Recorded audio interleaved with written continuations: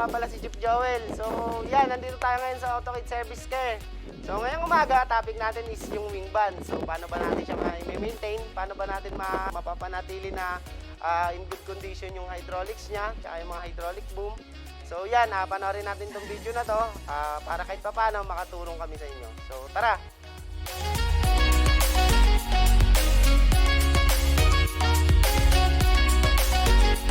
So yan mga sir, first step po natin, check muna natin itong hydraulic oil natin. So bakit po ba natin siya kailangan i-check? Kasi sir, pagka ito po walang oil o walang hydraulic oil, mangyayari po kasi masisira itong pump natin. So kailangan natin talaga siyang i-maintain na dapat meron siyang laging langis. So yan.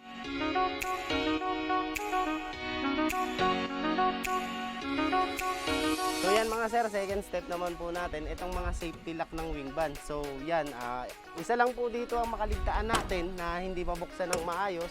May posibilidad po na masira kaagad yung hydraulic boom natin, and then tong wing band, mapupunit po siya. So kailangan mabuksan po talaga natin lahat.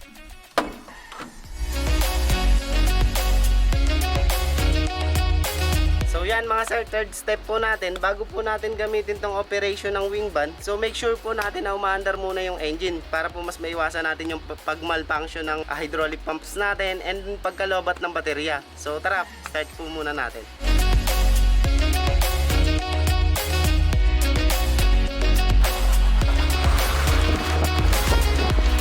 So yan mga sir, next naman po natin yung tamang paggamit ng lifting switch natin. So yung iba kasi pagka pinindot nila to, pahinto-hinto. So mali po yun. Dapat po kasi pagka pinrest po natin yung lifting up, dapat permis lang po lagi para yung flow po ng hydraulic natin hindi po naghihinto-hinto.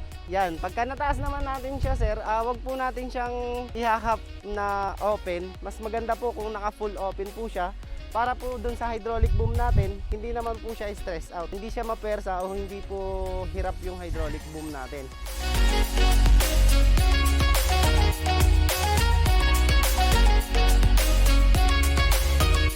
So yan mga sir, next naman po natin yung grazing point ng hydraulic boom natin. So kailangan natin siyang grasahan para po smooth po yung movement ng hydraulic boom natin.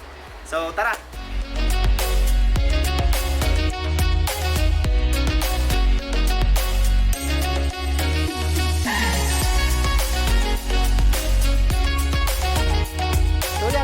Naturo ko na sa inyo kung paano ba yung tamang paggamit ng wing band natin at yung paano ba yung tamang paggamit ng hydraulic boom. So yan, kung meron pa kayong tanong, comment, and suggestion, pwede kayo dyan mag-comment sa baba. So kung meron naman problema yung mga wing band nyo o nagmamalfunction, may mga leaks, pwede nyo dalhin yan dito sa Autokid Service Care. So yan, maraming salamat sa inyo sa panonood ng video ito. Kung nagustuhan nyo naman tong video na to, pwede nyo i-share para makatulong naman tayo sa iba. So yan, maraming salamat. See you in next video.